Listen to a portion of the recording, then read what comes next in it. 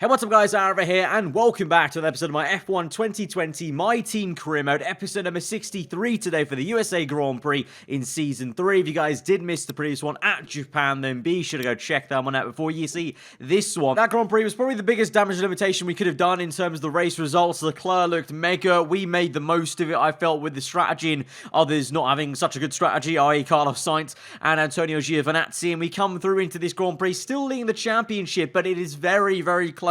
Leclerc is right back in it now. Sainz is there, and the man out of touch a bit is now Max Verstappen down in P4 in the Drivers' Championship. Ever since, as I said at the end of last episode, ever since we had that bit of contact with him at Italy, it's kind of been calmer, basically. He's not had the best runs, but let's see. USA, in theory, could be a very strong circuit for us. You know, we've got a very low drag car. That's going to help us out in the second sector down that long back straight, but at the same time, we've also got some great downforce, which will help in Sector 1 and Sector 3, but the same could be kind of said for Japan, kind of similar, I guess, in, you know, high-speed corners, but also you need some straight-line speed, and Leclerc looked pretty strong around there. So, as usual, I think it's going to be a big fight. It's going to be quite close between all four of us, rather, all three teams, I should say, Ferrari, Red Bull, and ourselves. And then, obviously, you've got just kind of in the mix there, McLaren, even Renault, Mercedes at times, maybe being a bit of a nuisance in the top 10 kind of shootout, as it were. So, that's going to be quite interesting. But going into this one, we know this race,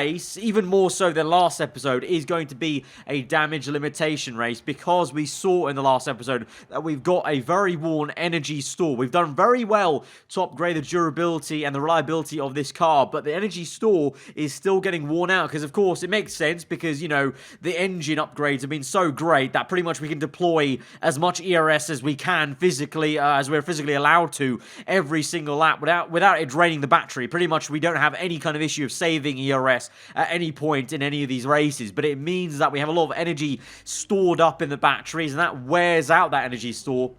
And so we've seen, even though we've made upgrades, the energy store, those upgrades actually in the tree are the last ones you really make on the R&D tree. So with four races to go, I'm confident the rest of the components, they're all fine. We can make it to the end of the season with everything. So we're just going to make one change and take one new energy store component that will incur a 10-place grid penalty. So the aim, basically, for qualifying is going to be trying to qualify as high as we can. You know, if we qualify on pole position, we'll be back down in P11. So we need to try and make the best of Saturday, which is easier said than done, of course. My teammate Verstappen has been very, very quick as of late, especially in the second half of the season. Yes, he's got unlucky in the races, but technically he's actually been still very, very strong on Saturday. And then obviously you've just got Leclerc, a force to be reckoned with. And then at times, you know, Sainz and Ricciardo have looked very quick, but the Red Bull seem to be yo-yoing about in terms of form. It's either Ricciardo one race, Sainz the other, and then also we've seen, like especially last episode, Red Bull just makes some very weird decisions sometimes in the races, but in qualifying they're very much still there, I feel,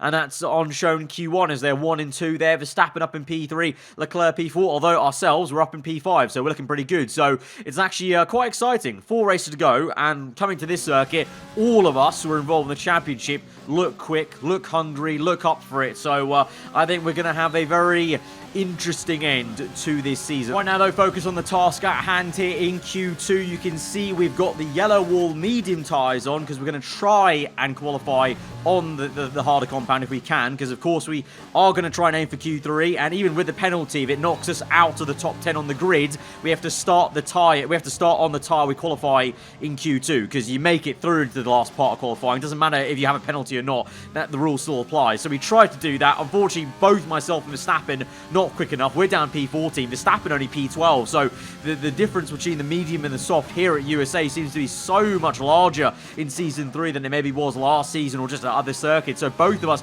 have to go onto a set of soft tyres. So that plan didn't really go to plan at all for our whole team there. You can see Verstappen is top in the session on the soft compound, but no one did that. So I'm quite surprised, actually, because I really thought someone would have managed it, maybe a Leclerc or Sainz, but alas, no one did. So it's kind of more of a straight fair fight, I guess, in the race, but that also means I reckon with the tyre wear levels, I reckon it will still be a one stop from soft tyre to hards, I think, here at COTA, unlike maybe the previous seasons where you pretty much did have to do a two stop still because the tyre wear was already that high. Now that obviously we've had so many upgrades on the chassis side with the tyre wear upgrades for everyone, not just our team, but every AI team, I'm sure, has done those upgrades. I think it probably will be a bit more of a mundane strategy when it comes to this circuit, which is a bit of a shame, because it always used to be a massive, great part of this race weekend was the difference in strategy of the two stop, but I guess that's just the way it goes when obviously you have all these upgrades coming in. So now we move through into top 10 shootout time, and that first run is good enough to get P4, but the second run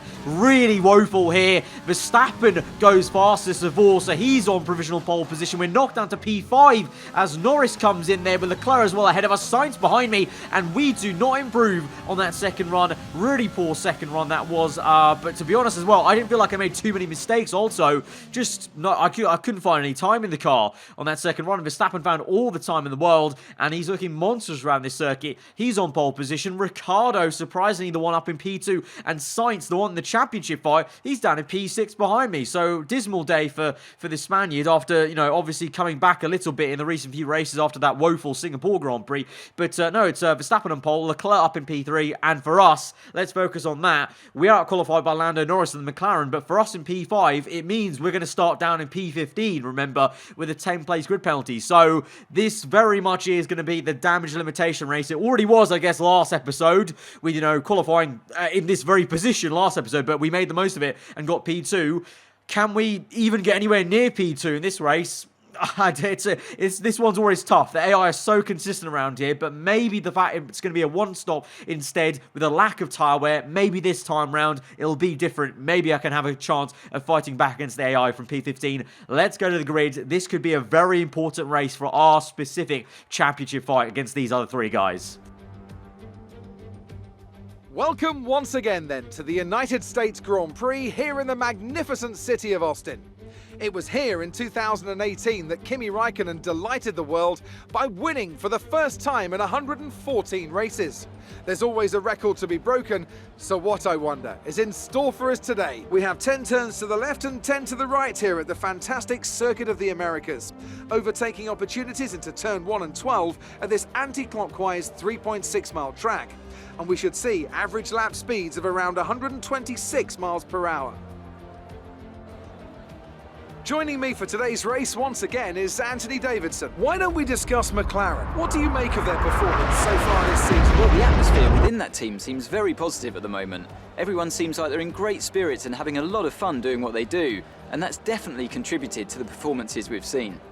With the race minutes away from starting, here's what today's grid rundown looks like. Max Verstappen put in a fantastic lap yesterday, and he starts from pole position, with Daniel Ricciardo slotting in alongside. Considering the rest of the grid, we have Leclerc, Norris, Carlos Sainz, and Kvyat, Giovinazzi, Bottas, Ocon, and Nobuharu Matsushita, Hamilton, Stroll, Alexander Albon, and Gasly, the owner driver. They'll be starting further back after an earlier grid penalty. Russell, Sergio Perez, and Nick de Vries, Aitken, Grosjean, Magnussen, and Nicholas Latifi.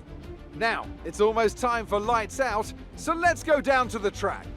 So none of our championship rivals have any penalties, just me down in P15. That does mean potentially one of them could have a penalty still to come at Mexico, Brazil, or God forbid even Abu Dhabi, but I hope not, really, for a straight fight at that final race. But for us here, we have some work to do, and strategy-wise, I was correct. It looks like the default for everyone is going to be soft hard, too hard.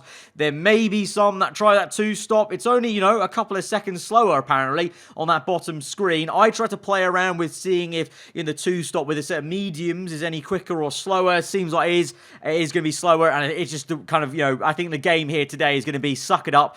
The tyre wear is going to be pretty high on the soft tyres, but once you get onto the hards, you should be golden to the end. But no matter what the tyre wear levels, I think that soft tyre is still going to be a bit of an issue at the end of the stint in terms of the internal carcass temperature overheating, as it does so much in Sector 1 and Sector 3 as well at this circuit. But from P15, that's the least of our worries. We've got to try and make some moves in the opening laps and try and go forwards. Last time we had one of the best starts we've ever had this season and in a long while in this career mode of ours. So can we try and emulate that again and try and get through into the top 10 by the end of lap 1? That would be amazing. Let's see. As we're now going to rev up for 5 red lights for this USA Grand Prix, the 4th last race in this season. Fire lights are out and we're underway at a very gloomy Circuit of Americas. We try to go to the left-hand side. We get boxed out by the Alpha Tauri Racing Point car on the outside of of S-Man Ocon trying to thread the needle and get our car through on the outside. Bit of contact made. We're pushed wide by Ocon there. Shock horror, and we're a little bit wide on the exits, having to tuck in behind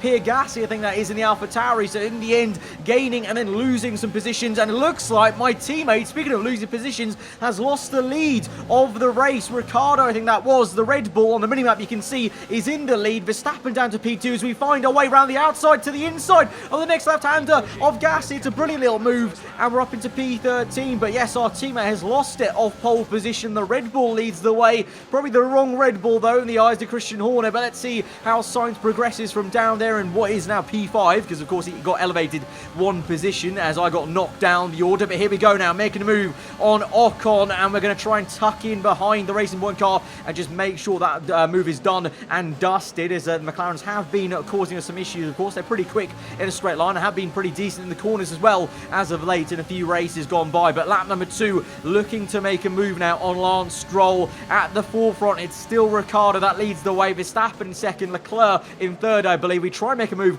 on the outside of the Canadian, trying to get up into P11, so not even in the top 10 yet in this race on lap number 2. So definitely not the same sort of start we had at Japan, and you can see the rear end wobbles trying to fight Stroll. But you know what? Fair play to him. He gives me a really good fight. I was very shocked to see how good he was in the corners here. I thought this would be a slam dunk easy overtake. It's not, and we continue to fight him now for another sector as we end out lap number 2 onto 3, and he's hampering our progress as the gap is growing and growing now to the next car. We dive around the outside of the last corner. It's still not done. It's going to be a drag race now down the pit straight on towards lap number 3. Finally, can we do this? We squeeze him to the left-hand side, go to the racing line. He brakes a lot later than I do, trying to switch back. This has now gone on for far too long. Ocon even tries to dive down in my inside, so we need to get this done because this is not a great place to be, and we're going to get it done into the S section. Very hairy, though, and I definitely have flashbacks and PTSD from that bit of contact we made with Leclerc and that very place last season there, with Stroll getting a little bit close for comfort, but we make it stick. But now we turn our attention to Valtteri Bottas on lap number 4. Should be a pretty easy move in a straight line, but under braking into turn 1. Bottas has other ideas. Big lunge down the inside. Looks like the AI is so much better under braking into turn 1 than I am. They just get so much later on them and then can just stop them and rotate the car so much better into the apex. But eventually we will get that, and we're up into P10, and now we're on the back of Lewis Hamilton. So now this is where, well, I mean, it's already been quite difficult, but this is where it gets potentially even harder, because we've got the cars like Mashasita in the Renault, the other McLaren, Lando Norris and such, and then you've got even Carlos Sainz up there and Antonio Giovinazzi in the Ferrari. But right now, trying to get Hamilton, tried a bit of a lunge myself into turn 1, didn't quite work out, but instead we cut to the right hand side, and we're going to be side by side with Hamilton into the S section. It's we've not had a duel with Hamilton for a long while. It's not been very competitive since season 1, but this is a fine battle, a little bit wide, and Hamilton switches us and goes round the outside and keeps it through. A little bit of contact made, and eventually we'll hold that through the Mercedes car. No match for our car, and we're up into P9. But nice to have a duel with Hamilton. It's been a long while. I don't think I even really had a battle, or much of a battle with him in season 2, really, to be honest. It was mostly myself versus Leclerc a lot of the time at the end of the season, at least. Maybe at the start of season 2, but it feels like an absolute age since I have had an actual fight with Hamilton's AI in that Mercedes car. That's been so much of a dog this season so far, with reliability issues and just general kind of, his AI has just not been very good, of course. I think he's still only just above 10 points scored in this entire season with 4 rounds to go, which is pretty nuts. But now we move our attention on towards lap number 9, onto the Japanese driver in the Renault car. His teammate was doing a decent job up in P4. He now pits quite early on lap number 9, but the pit stop window is technically open for this one stop, and the tyre wear is kicking in, because you may have heard some wheel spin there, and Ricciardo, from the lead of this Grand Prix, will come in on that lap along with Leclerc. Verstappen continues on, so potentially he's trying to stretch his stint. My engineer did ask me to delay my pit stop. I didn't accept that, but potentially that's why he wanted me to delay it, because Verstappen is thinking about stretching his stint. But Ricciardo has made his pit stop, and he's on the soft compound tyre. So for the second race in a row, Red Bull playing some very weird and funny games here with the tyre strategy. He's on a set of soft tyres. Leclerc, I'm pretty sure, is on a set of hard, so he's going to the end, but Ricciardo is not. The man who is leading this race now, looking good. He could have just gone to a set of hard tyres and seen this through. he's now making a 2-stop. I wonder if Sainz will. If Sainz does, that may well be the kind of nail in the coffin for our former teammate from Season 2 being in this championship fight, because how many times can he get unlucky? He did this at Japan, he still came in P3, but of course he got so unlucky and had that horrendous race in Singapore. He came back to win the next one, which is fair play, but how many times can he bank on winning a race after such a poor race the previous time? Because here, if he does a 2-stop, he's pretty much finished, I'm sure, because he's in the traffic still, along with Giovinazzi and the likes of Ocon in the kind of bottom half of the top 10. Meanwhile, for us, it's been a pretty painful lap number 9 onto 10, as you saw maybe with that clip before on the right hand side, the heads-up display, the internal carcass temperature of these soft tyres was absolutely abysmal, pretty much brick orange to red. So yeah, the front end completely just no response, so very happy to get onto these hard tyres. Matsushita ahead of us did continue on, so I think we have a good chance of undercutting him, because these AI will also be facing the same sort of issues as well, maybe not as badly as the player can, but they will face some sort of issues with the tyre temps and tyre wear. And speaking of facing issues, Ricciardo, this is a replay on the same lap as I was pitting Ricciardo out of his outlap. He's stuck behind Lewis Hamilton, so he's on the soft compound tyre. The only way he's going to make this strategy work is by going rapid time base in trying to outdrive that second pit stop, but he's stuck behind a very slow Hamilton right now.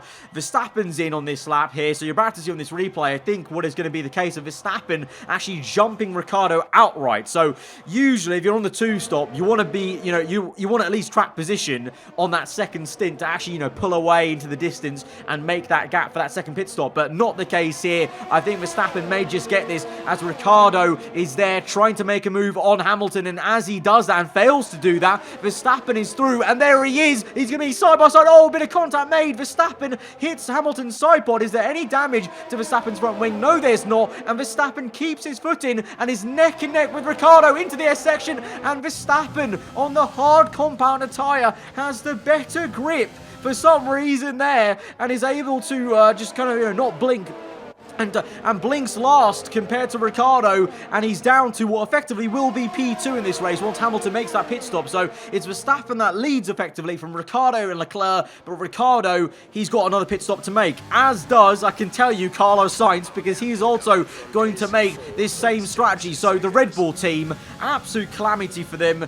You know, they're usually so good at aggressive strategies and strategies that work out, that are clever, but there's nothing clever about this. It's not the way to go, and they've just backed themselves into a corner. Sainz, this is surely going to hurt his championship fight to no end. Meanwhile, for us, we're up into P10. We have jumped the Japanese driver Matsushita in the Renault, and we're now behind Lando Norris and Antonio Giovinazzi, and we're looking good. Obviously, these guys, one of them, I think Giovinazzi just came out the pit lane, and Norris, he's been also on these hard tyres for a little bit less than me, and the hards, they take some time to warm up, so my tyres are much better, in better shape and raceable than these two, so we've got a good chance with a good exit here. ERS and DRS both at our vicinity. We can try and make the move here on maybe both these guys on this lap. We make the move on our fellow Brit, Lando Norris, on the right-hand side, although he's very aggressive under braking, and he makes a huge dive and almost tries to try and dive down the inside of Giovinazzi there. Narrowly misses making some contact with his front wing, so good stuff for him, at least to miss that damage.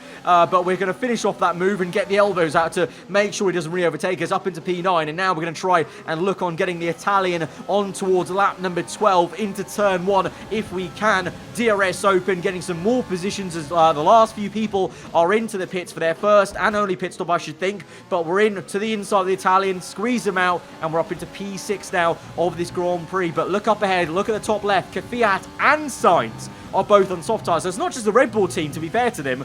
Renault, I don't know what they're playing at with Kvyat there. Kvyat was in a really lofty P4, and now lap 16 in the middle of what is our second stint in this Grand Prix. Kvyat's in, Sainz, surely he's coming in on the next lap, lap 17, and those two now are going to be actually well and truly right behind us. So we're going to be elevated up into a minimum of P4 here in this Grand Prix, and we have to wait and see. We could even jump Ricciardo, because, you know, the gap is not that big for him to completely cover us off with a pit stop, so we might still be on the podium, you know, which is actually bonkers. So I said at the start of this race, you know, episode, you know, could we match Japan at all, that P2? I think we've got a good chance of at least getting P3 in this Grand Prix, potentially, as Ricciardo does come in. Verstappen continues on in first place now. Leclerc elevated up into P2, but there we are, through the final corner, and you'll see Ricciardo is very much still in the pit lane, so we are going to get up into P3 of the USA Grand Prix. Somehow, from P15 on the grid, absolutely awesome. Ricciardo is going to come out in P4 just ahead of Giovinazzi, but maybe not even so. Let's see as he comes into turn 1, and the Italian, he's actually not in camera shots. Fair play, actually. Ricciardo just ahead of him then, so that's actually quite crucial for his race, because now Ricciardo, his job is to come and attack me. So we find ourselves in the exact same position as we did in Japan, just one race position lower. We're fighting on the hard tyres, trying to defend against a much quicker Red Bull car, but this time we're trying to protect P3 rather than P2. But it's still something I will take with a massive smile in this race if we can do it, because from P15 that's a massive recovery at such a hard circuit versus the AI. Meanwhile, Sainz and all those people who pit for a second time, they're floundering. Sainz, he's down in, I think, P9 at this stage, so I think his championship fight may just be over with this race, to be honest, because he's going to need to win. Well, he's going to have to win at minimum the next race, or the next 2 basically, to get himself back in the championship fight. And with Verstappen, Leclerc, and myself in the top 3 on the podium, that's really, I think, that final nail in the coffin, as I said earlier. But for us, it's still not over. We could still lose P3, because it's very much like Japan. We need to be clever here. I'm saving ERS, saving Rich Mix for the main straights, the kind of, areas where I know we can flex the muscles of this Renault engine in the back of this car and pull away from Ricciardo. He's quicker in every corner pretty much, especially Sector 3 and Sector 1. He's getting so close to my rear end, but we're just parking the car where we need to. It's very hard to make a pass in Sector 1 and even in Sector 3. It's very single file in terms of, even if we've got a pace advantage, you really need to make an audacious dive, which I just don't think Ricciardo is going to do. And so we're just keeping it calm and doing what we need to do in terms of the fuel and ERS, like we did in Japan. And meanwhile, behind, there is yellow flags because Antonio Giovinazzi is pulling alongside the circuit. He's slow,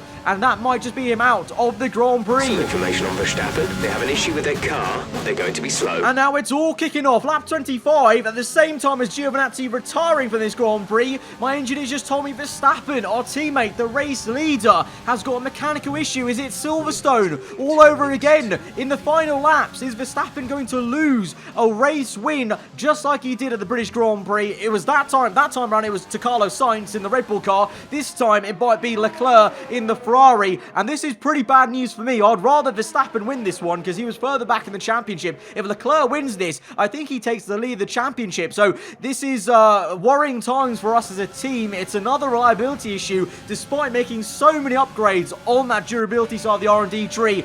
It's painful to watch, but Leclerc just slips through there on the second last lap of the Grand Prix, that is. So I was really hoping that Verstappen could just about limp home, but there just wasn't enough of a gap. His mechanical issue slowing him down that much that it's done and dusted. The Ferrari man is up into first place. Leclerc will go on to win 2 races in a row from Japan to USA back to back. So all there's left to do for us now is to make sure we seal out the P3 at least and try and limit that damage to Leclerc's win. On the last lap of the Grand Prix, we were actually catching Verstappen quite rapidly. That's how slow he was with this issue. It was like Silverstone all over again, but this time I'm just not quite close enough to even make the dive. But you can see there, I got so excited, I actually set a purple second sector, so just showing I did have some pace left in the tank a little bit with the tyres, but, that's also generally what happens on the last lap. You kind of save everything for the big bang. The AI do that all the time. They save all their ERS for the last lap, and they're always on hot lap mode pretty much for the entirety of that last lap. But you can also see in the corners here in the last sector how much understeer there is and how much the tyre wear is affecting me as well. But Leclerc crosses the line. It's a win for him at USA. And it's rather annoying. I really would have rather Verstappen to won, even though obviously you had some beef with Verstappen ever since Italy. It would have been a much better result for us as a team and for me individually in the championship, because Leclerc, I believe now, takes the lead of the Grand Prix. But for us, P15 to P3, we still got to be happy about that, to be honest, as well. That's it then for another magnificent United States Grand Prix, and they've hung on to take a sublime victory here today. Anthony Davidson, a resounding victory today. What set them apart from the rest? Well, I honestly feel it was down to the driver and car today. I mean, we can talk driver skill all day, but if you don't have a solid team to back that, you're never going to get anywhere. When you hit that sweet spot of having both an excellent driver and an incredible car, that's when you see results like those we witnessed today. And here we are, a team that is no stranger to the podium, taking their place on top once again. A sublime race today and a stunning win for Ferrari. But there he is, looking smug as ever as he takes the lead of the championship. And, you know, we didn't have this feeling in Season 2. You know, we were always in the lead, and he took it on the last race and won the championship from under our noses. Whereas this time, he's there, he's right there. He's not got quite the same alien pace and consistency as he did last season, so it's a little bit less worrying in that kind of sense. But the fact that he's there leading the championship now means we are the ones that have got to be on the attack. We've got to do something to beat him now, to re-overtake him. You know, we can't just defend our position and do the maths and have the championship still on our hands. So we've got some work to do. Verstappen now is maybe back in this fight, because despite him not winning that race, if he now wins another one, if he now wins the race in the last 3, he could bring himself right back into contention. But Sainz, with 20 points off, unless he wins a race and all of us are down in the lower parts of the top 10 or out of the points, I don't see how Sainz gets back into this, unfortunately. Red Bull have shafted themselves, they've shafted Sainz, and they've just not done themselves any kind of, favours there in this race with that 2-stop for both their drivers. Risking a 2-stop with one driver just to experiment, I get, but having both their drivers do 2 stops at a race where clearly the 1-stop is the way the entire grid is going is just, very, very peculiar, very, very bizarre for them, but I'm not complaining. But it now looks like maybe it's going to be a 3-way fight with my teammate and my former championship rival from Season 2, the man who stole the driver championship from me last season. 3 rounds to go. It is very, very much crunch time, but we've got our penalty out the way. Now it's smooth sailing. Now where I qualify will be where I be on the grid, and these two may have grid penalties still to come. You never know. But guys, if you did enjoy that race, hit that like button. Let me know what you thought in the comments below. If you're new around here, then do get subscribed for weekly full-on content. I've been aarava. I'll see you guys next time. Goodbye.